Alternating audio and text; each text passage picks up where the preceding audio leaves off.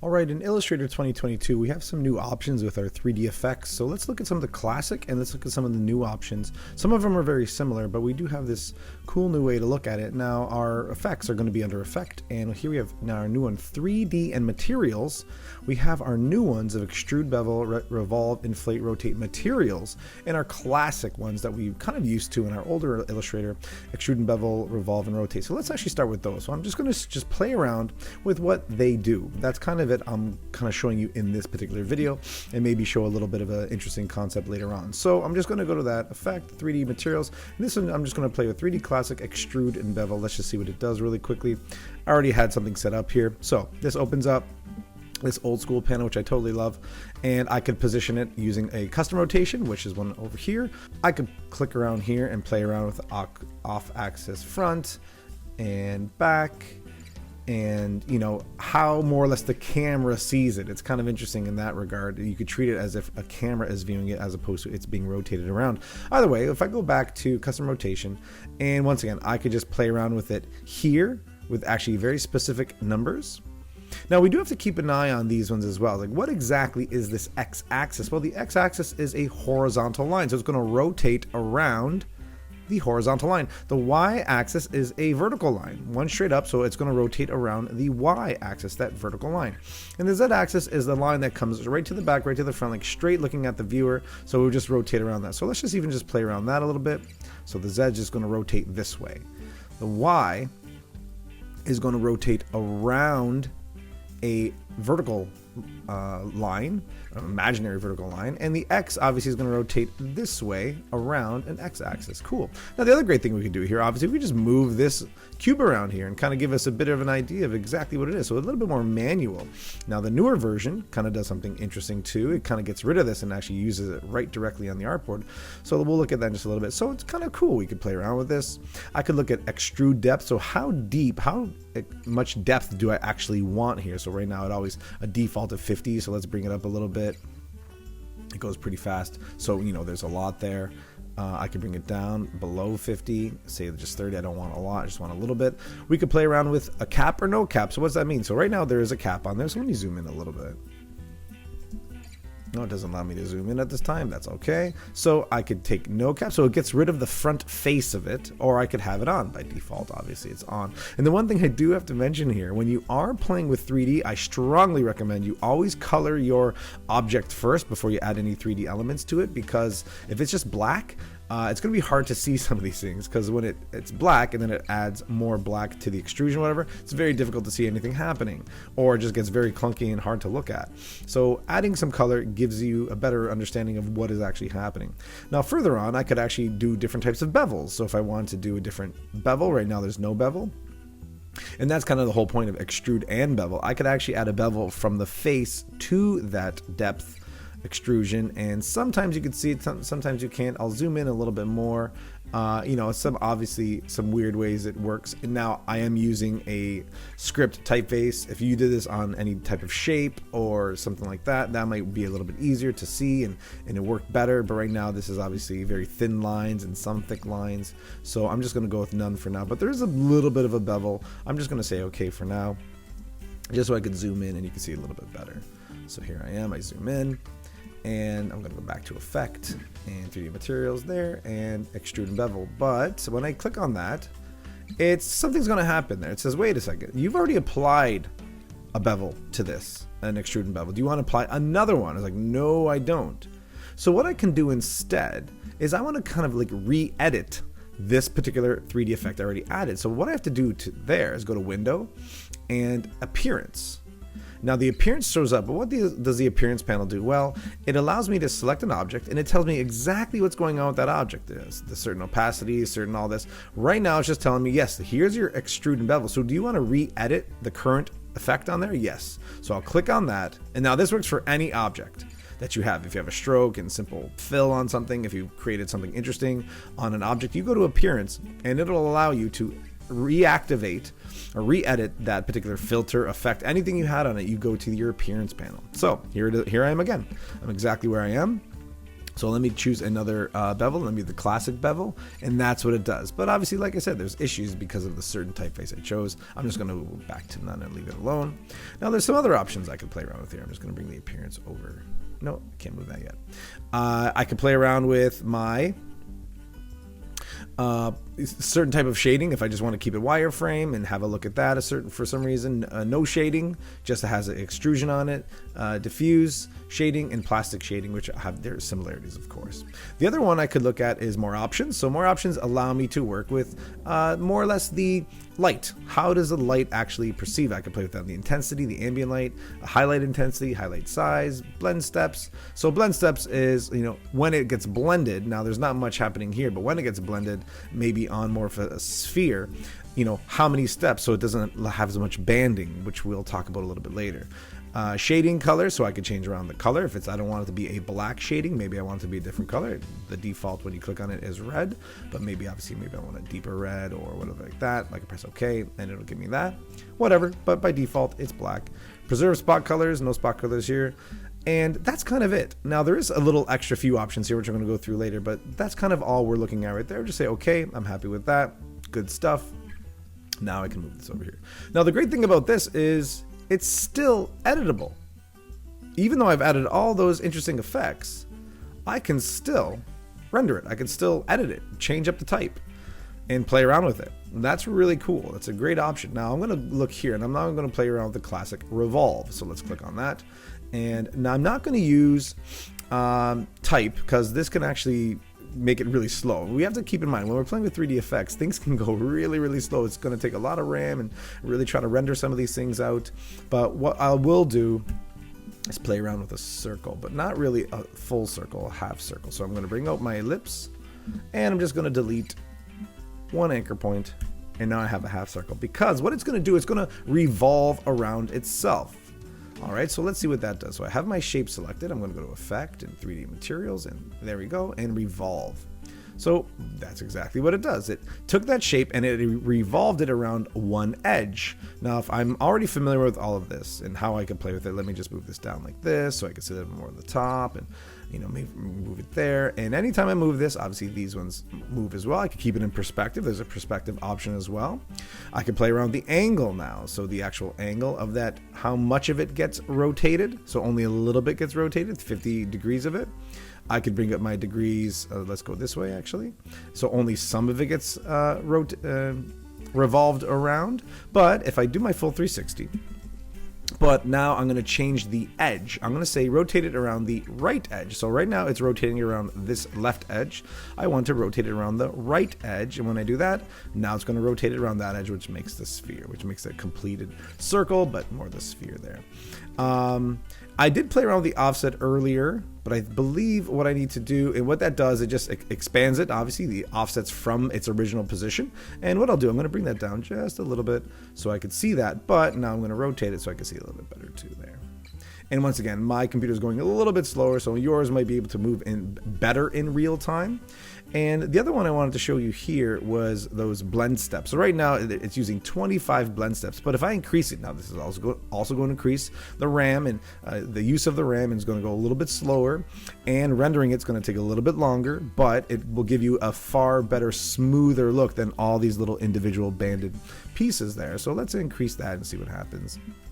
I'm going to bring it up to, it doesn't really matter. But now we're going to see that kind of banding disappear. Not as much, but it's still there. But if you want a very, very clean look, you can go really, really high up. But once again, it's just going to be a little bit harder to render, a little bit longer to render, but it's going to be much, much smoother. However, when you release it, all those individual bands are still going to be there as individual vectors. So you do have to be careful about that too. But clearly, this is a pretty interesting shape we have here. And I'm just going to leave this one alone because now we understand how the Revolve works. I'm just going to press, I'm actually going to bring this down a little bit so I don't get too overwhelmed, and say okay. And once again, I can still edit this shape and change up however I want to change it.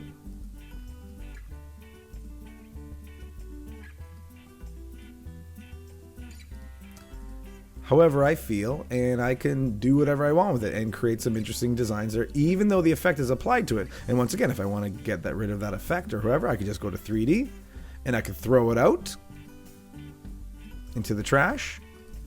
or I can bring it back obviously and re-edit it again if I just click on it and kind of play around with it again.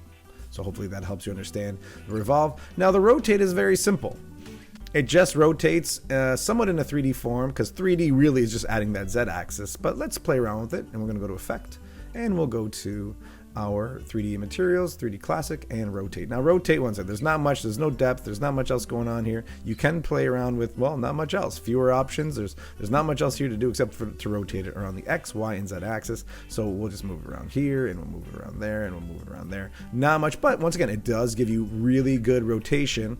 Unlike the rotation tool here, I have access to the Z axis if I needed to play around with that for whatever reason. The Y, I can kind of make it work a little bit more this way. And yeah, this just playing around with the rotation. It could fit something in perspective if you needed to as well. We can make it fit a certain perspective and make it work that way, which is once again pretty cool too. So I'll leave that alone. Okay, now I'm going to come back to the 3D map. This is the last thing I'm going to do. I'm going to show you how to actually apply graphics or a symbol to a 3D shape. But let's look at actually all the new things we have here in our new panel. So we're kind of done with looking at our 3D and materials of the 3D classics. We did the Extrude and Bevel, Revolve, and Rotate. Now let's look at the newer version of Extrude and Bevel, Revolve, Inflate, Rotate, and Materials. Let's just see what they do.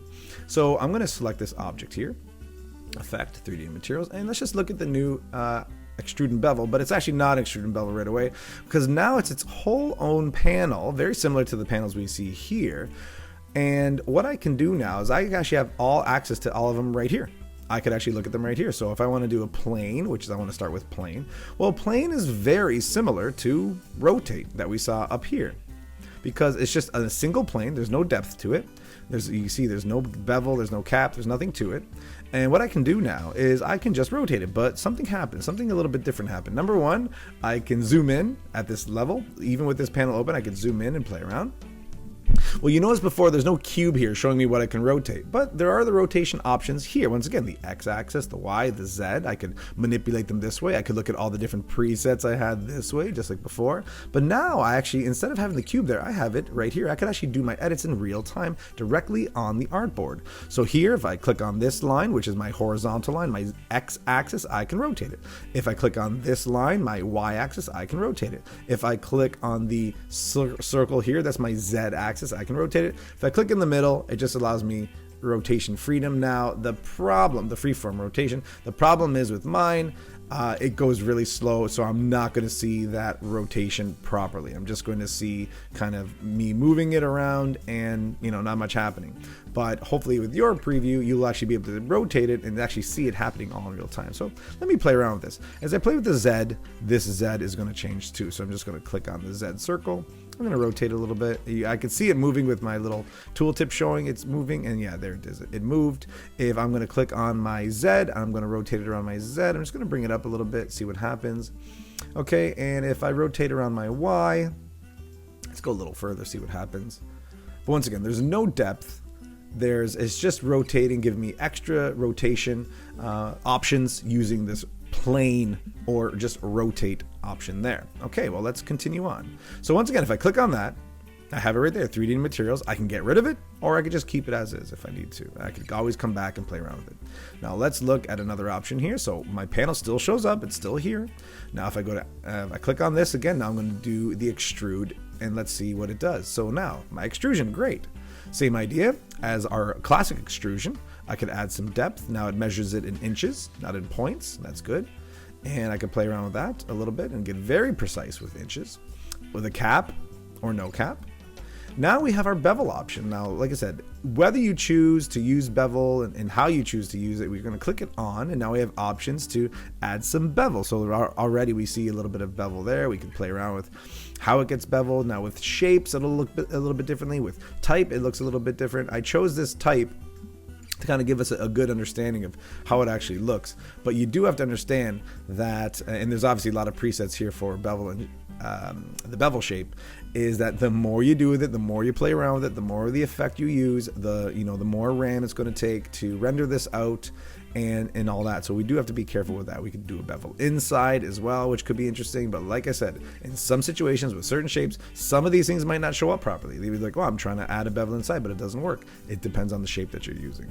And now I still have all my rotation here. I have my same rotation as I did on my plane, but once again, it's the same rotation here. I could do it in real time. I want to move it on the X axis. Cool. I want to move it on the Y. I can move it on the Y, and that moves it there too. And I can move it on the Z if I needed to move it on the Z, saying it's just going to rotate around. There we go. And that's kind of it. I could always play around with it. And once again, remember, I could always go back and edit it. It always shows up when I hover over. I can go back and edit that type to anything I want. Now we can go a little bit further here, because now we have an option to see our depth, see our extrusion, see this interesting rotation. Now we have options to look at materials and lighting. Let's look at them at this point. So I'm going to click on materials. Now you could do this at any point. I could have done it on this, but I'm going to start here. Materials show up, so it shows up. First of all our materials show up. We have our base material, so it's always a default version of that. There's obviously a light source somewhere, and because it's showing shadows, casting the light, the highlight, everything is there. Now here are some that I could look at that are by default. So Adobe Substance Materials. Now there are options that I could click on and look at more materials online, but I think you have to purchase those. And there's other ways to add materials by clicking on here and looking at that. But let's just look at the materials they give us, and let's just play around with them a little bit. Let's click on this one here and see what it does. Once again, when you click on some of these, very cool looking. They are going to take up a little bit of RAM, but here we have to understand something too. Now that we have our materials, we have this also new render option. So let's click on that drop down. It's called ray tracing, and what it does, it allows you to render out what you're looking at its best quality, or low, medium, high, but at its best. So right now this is fairly decent. I am going to render this, and what's going to happen is it's going to slow down. It's going to take a while to do, but let's see what happens. So I'm going to turn it on, and I'm going to go to high, reduce the noise, sure, render as a vector, so everything will be vector, and I could remember my options, and I'm just going to click on render. All right, now there it is. Now if you saw what it was before, it had a little bit more grain, a little more grit to it. Now it's a little bit smoother, but it has a very high quality look to it, very clean looking, very nice. And once again, I could always play around with the lighting, which I will later, and I could do that, but it did take a little bit of time to render this. So what I'm going to do, I'm going to shut this off. I don't want it on because it's just going to take a lot longer, take a lot of my resources, which I don't need right now. So I'm going to look at it, and the way it shows, it should go back to its default quality. There we go. So which still looks fine. But now we have our different materials. We could play around with so many different materials here. But once again, there are more materials that you can purchase and different objects you can get as well to place 3D images on there. But this is just one way to play around 3D effects. So I have resolution. I could play around with my different resolution, how it's going to show up. My main parameter is there. But because I chose that particular one, so marble color, marble contrast color, so I could play around with a lot of in just that one I chose. And I can play around with, I'm going to scroll this down. And I have marble contrast color, roughness, variation, grain intensity, veins, because I chose this marble one. And it's going to give me a lot of options here. And depending on what you want to do, you could obviously play around with that. But not too interested in going in further into that. But all the substances you could play around with quite well. It's a lot of fun to play around with these.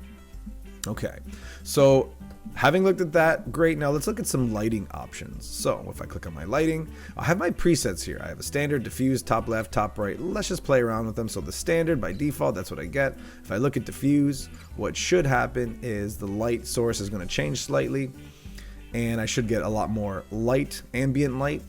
And once again, these change pertaining to the preset, which you could also control as well. So I get my darker areas, my faces is lighter. Go to my top left, let's see what that does. All right, so now I could assume that the light is coming from the top left. Let's look what top right looks like. So right from over here. So some pretty amazing effects that we could play around with. But you know what? I really like that top left. So let's go back to top left. Now let's play around with a little bit of that. So the color, first of all, let's pretend the light is white right now. Let's give it a little bit of warmth. Let's add some, a little bit of this to it. Say, okay, let's see what happens. All right, pretty interesting. I can bring down the intensity of it. The rotation, I believe, allows me to change where that it is located. So the light has now changed. from, it was at the top left, now it's kind of come over here, and I can see that it's casting this way, but let me bring it back over here. The height of the light is how close it is to the actual object. So right now it's, you know, somewhat far away. I could bring it a little bit closer. What happens when we bring a light source closer? All right, and obviously a little bit further away. Let's see what happens. All right, pretty interesting effects. The softness of the light, we could figure that out. Ambient light, intensity of the ambient light as well, we could look at. We can also look at the ambient light and how intense it is. And obviously I want to bring that down a little bit. Want a little bit more intensity, a little less intensity. It looked a little washed out. So now I can look at my shadows too. Do I want shadows? Yeah, let's turn them on. And let's see what our shadows do. All right, distance from object, behind the object, below the object. Let's do a little bit of behind the object for now. See, distance from object. Let's look at 8%. All right, there we have a little bit of that showing up. All right, there we have a little bit of that showing up there. So we have our cast shadow now. Shadow bounds, let's see. All right, so it's kind of doing a little bit of either a little diffusion on that shadow. It can play around with a little bit more. Let's bring it up a little bit more to see how it actually interacts. Having a very clean shadow, having a very clean edge, or a little bit more blurred out, which is pretty interesting too. Let's look at, now that's behind the object. Let's look at below the object. All right, so now because of that happened, the light source picked up on that, and let's keep on playing with that. Distance from the object. All right, now this might give us actually a better sense of the rotation when I play with it, and let's see where the cast shadow is in relation to the object. So let's play with that rotation. Let's bring it up. All right, let's keep moving it and see what happens here. We'll change the height. All right, so we see how the rotation and height start to change its position, how it is shown quite a bit there. So let me actually bring that back, and for now I'm just going to shut this off anyways. And that's how the cast shadows work. But once again, we haven't rendered it properly, so we didn't actually get to see the proper rendering, the proper final quality, what it would look like. But clearly we could start playing around with that. Okay, let's move on here. So here we have our Revolve, just like we had on our classic. Well, let's take a look at that. So what I'm going to do, I'm going to do the same thing, and I'm going to create that circle. I'm going to clean one point off so it has the half, so it's going to revolve around itself, and let's see what this does. So I'm going to click on object again and click on the revolve option, which is what I wanted. It did the exact same thing. So if I click on that, and instead, once again, offset direction from, let's go to right edge, and now it makes a sphere, and I can play around with its rotation, but it's a sphere, so not much is going to happen. But then again, I can play around with materials, and since all these are already sphere form, I can just say, you know, let's click on this one here, and I get that copper, which is pretty interesting. Now, if you've ever worked with any 3D programs, you'll know that laying texture on is actually can be pretty difficult. It can be pretty challenging, and lining it up perfectly is difficult. So obviously doing a pretty good job here of how it works. So let's actually do a little bit of rotation and see how that works all together. So we still get those ins and outs, exactly where things start, where things stop, but it does a really good job of playing around with it. And once again, now I have my resolution of the quality of that material, the copper color. So we saw that with the marble. Now we have all these options to play around with our material. So a lot of different options here. So Illustrator really pumped in a pretty big engine to control all this, which is pretty amazing. So definitely giving us a lot more to work with and play with just here in Illustrator, which is pretty amazing stuff. Lighting, we know how lighting works. So let's just continue on, and that's how that Revolve works around the same thing. We could always play around with it a little bit more, but that's definitely how it works. The last one we're going to look at is Inflate. This is a new one, and more or less what it does, it adds some extrusion, it adds some a pretty decent bevel to it, and it just kind of looks like it's not like balloon like where it's blowing up and adding more air or a little bit less air. But let's actually just click on that and see what it does for us. So right up the top, yeah, it kind of has this kind of more rounded effect, more kind of bevelly effect, and I'm going to add a little bit more depth, and I'm going to rotate it so I can see that depth a little bit better. All right, and once again, now I have this option here for volume. Okay, well, let's bring the volume down, see what that does, and it kind of flattens it out. Or if I pump it up, it creates a little bit more, once again, more of that bevel, really creating that curve, that balloon-like look. And then once again, I can play around here as well with my rotations, or I could just, of course, just move around things manually, or move them around here, whatever I choose to do. So pretty fun stuff there as well. So some pretty great effects we could play around with in our new version of our 3D effects, but still some pretty great things we could do in our old version. Now the old version allows us one cool thing that we couldn't do, I do believe we can't do in our newer version, is what I'm going to do is I'm going to create this graphic here. Same thing. I'm just going to get rid of a point.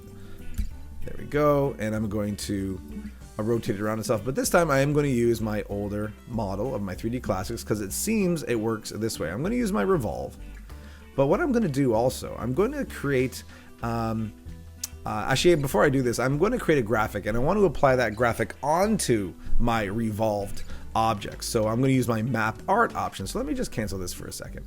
What I'm going to do, I'm just going to create some random lines. Now, you may have seen this around. I've seen this, but I'm going to play around with it a little bit more. I'm just going to create some lines. So if I just create some nice lines like this, then I'm going to duplicate it. So I'm just going to hold on Option and Shift, duplicate it a little bit further down.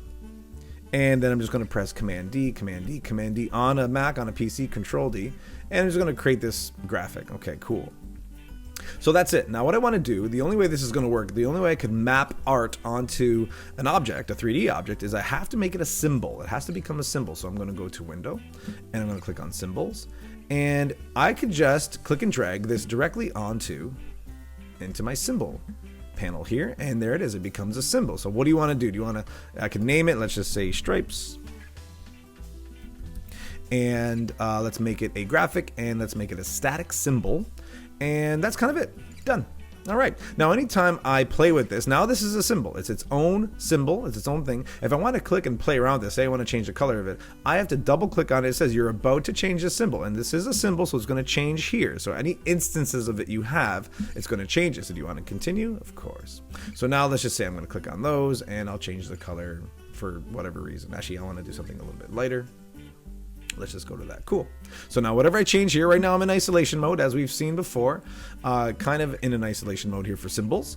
And I'm just going to click out, double click. And now whatever I changed here will change to my symbol there. Great. So I have this symbol. Now you have your default symbols there as well, but we're not going to look at those. So now I'm going to click on this object again. And now I'm going to do a classic 3D revolve, and I'm going to revolve it. And remember, we could go from the right side. There we go. Great. So now I wanted this graphic to be applied to this sphere, this 3D object. So now I'm going to go to Map Art, and this is more or less what we see. What do we see here? Well, the dark area is an area that is not seen, and I believe the light area is the area that is seen. So that's kind of a little bit hard to wrap our heads around. Once again, 3D software programs give us a better understanding of this, but this is actually pretty decent. It kind of did it for us, which is really, really nice, because sometimes in 3D programming, you have to lay this out, where Illustrator did it for us, which is really nice. So that's all I have to do. I go to my symbol. There's my symbol panel right there. Great. And I click on my symbol, my stripe symbol that I just made. Great. I click on it, and there it shows up. It shows up here, and it shows up there. Maybe that's what I want. Now, if I move it over here, we can see it moves into the lighter area. That's the space I could see. If I move it into the dark area, I can't see it. So the light area is the space that I can see, and I can play around with it there. I can scale it up. I can squeeze it or stretch it however I want. I can scale to fit. I could scale the whole thing, so now it would go around the whole thing. I could say, no, I just want the top half. No, I just want the bottom half, whatever. Play around. You could also rotate it, which is pretty cool too. All right, but obviously then we start to come up with some issues, but we could always play around with those, and maybe it's something you actually want to see happen. You could clear it. You can clear all. You can, let's say, shade the artwork, so whatever color is going on with the actual artwork can also apply to my graphic. Or I could make the invisible geometry. So what actually was behind it, that circle I made, is gone now. It's actually just the graphic I see. So that's pretty cool. And I could obviously play around with that way. So let's just say this for now and say okay. And now let's rotate it. Let's see how this can be manipulated, and how it can be seen, and how we can kind of play around with it. Maybe I'm trying to create some interesting object here. I don't know. We're just kind of playing around, just to give you options here to see what you could do. And that's it. Let's just say, that works for whatever reason. I kind of want to get a little bit more of that depth in there. Okay, that's fine by me. And that's it. I'll say okay. Good, done. Now I have this interesting object, this graphic that I applied to this shape. Okay, pretty cool. But once again, you always know I could always edit that and do something else different with it, whatever the case is. So right now, it's still that shape.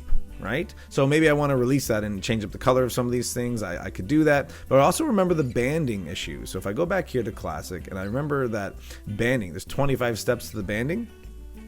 Let me cancel, let me zoom in so you have a better sense of that. So right now I see all that banding, right? So I'm going to click on here. I'm going to click on the banding, the blend steps. So I'm going to increase it. And as I increase it, it's going to get smoothed out even more. Let's go all the way and try to make it as flat as possible. And I'm just going to say okay. And there it is. So now to release this, that's all I have to do. I can right click. Ooh, and let me click on the object. And I can, in some situations, it might group it, which it is not grouped. It might create a compound path. It doesn't. Great. So now that's all I'm going to do. I'm just going to expand object, expand appearance. So it's a very interesting appearance here. I can ungroup now and ungroup again and release a clipping mask.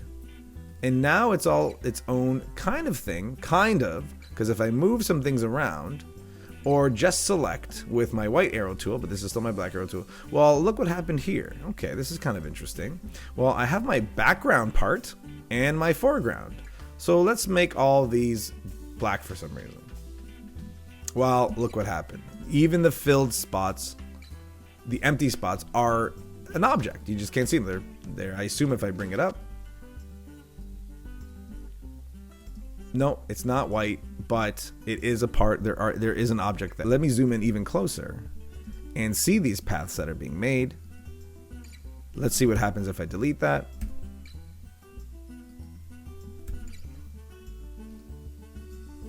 And let's see what happens if I color this. There we go. So I kind of just chose those areas and I just deleted them. So now if I bring this back over top,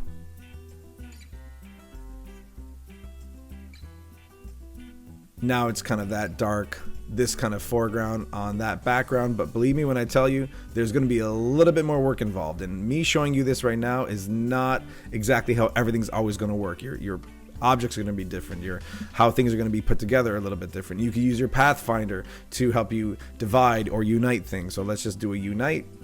But if we do that, well, once again, those objects in between were still there. Let's see what happens if I click on all of it, choose a color. Okay, great. But that's just playing around with this particular object. Like I said, you can create some very interesting paths, some very interesting shapes, but it's up to you how you want to play with that. Let me do this one more time, but this time I'm just going to create something a little bit different. So now that I've made that, I'm just going to bring it into my symbol panel. Once again, I'll just call this circles. And I will give it a graphic and static symbol. I'll say, okay, there it is. It's in there. Perfect. I'm going to go back to my 3D map and let's play around. So I'm just going to create, once again, that circle. Let's mess around with it even more, even before I get into it.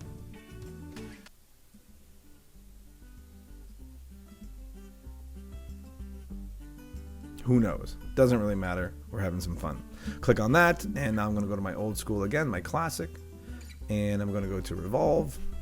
All right, creates an interesting shape there, but what if I do right edge? Okay, that's my shape, and cool. It seems there's a little bit of an issue there. Perfect, good. I do not mind at all.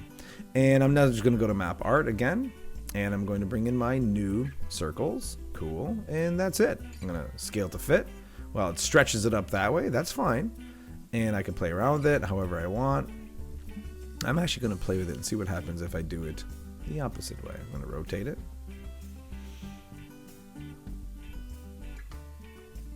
And there I go. And it works that way as well, obviously. So depending on how you have your symbol made, you might want it very specific to what you've done, or know that you're going to manipulate it later a different way, which I just did. So there I go. I could play around with the shade it along with it. I can go back to my invisible geometry. Should I just see that? Or no, you know what? Let me keep the shape. But I want to try something here too, where I have that. I'll say, okay. And okay, I'll leave that alone. Now we can't really see it very well because it's kind of like that blue on blue. So let me change up There we go. So with that shape still selected, I could change the color of it. And with my, now if I go into my symbol and double click my symbol, what should happen, it should allow me to change the color of it, of course. So let's go to a different color. Click out of it, and it should change the color, which it did. So that's another fun thing about symbols, is that you can go back and change them anytime you want. And there I go. So now I've kind of created this interesting shape and kind of do whatever I want with it. So we definitely looked at least at all the options available to us. We looked at objects, we looked at materials, we looked at lighting, and now we can kind of play around and see all the different effects and all the kind of fun we could have in Illustrator, creating 3D objects and using effects, using materials, using lighting, and really play around and create some amazing things in Illustrator.